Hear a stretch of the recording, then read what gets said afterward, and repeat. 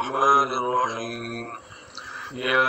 أيها المدثر قم فأنذر وربك فكبر وثيابك فطهر والرجز فاهجر ولا تمنن تستكثر ولربك فاصبر. فإذا نقر في الناقور فذلك يومئذ يوم عسير على الكافرين غير يسير. ذرني ومن خلقت وحيدا وجعلت له مالا ممدودا وبنين شهودا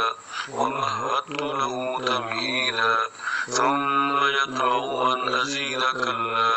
إنه كان لآياتنا عنيدا سأرهقه صعودا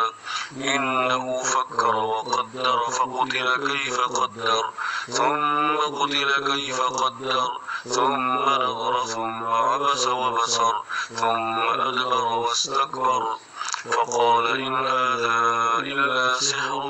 يؤثر إن هذا إلا قول البشر سأصليه سقر وما أدراك ما سقر لا تبقي ولا تذر لواحة للبشر عليها 19 وما جعلنا أصحاب النار إلا ملائكة وما جعلنا عدتهم إلا فتنة للذين كفروا ليستيقن الذين أوتوا الكتاب ويزداد الذين آمنوا إيمانا ولا يرتاب الذين أوتوا الكتاب والمؤمنون وليقول الذين في قلوبهم مرض والكافرون ماذا أراد الله بهذا مثلا كذلك يضل الله من يشاء ويهدي من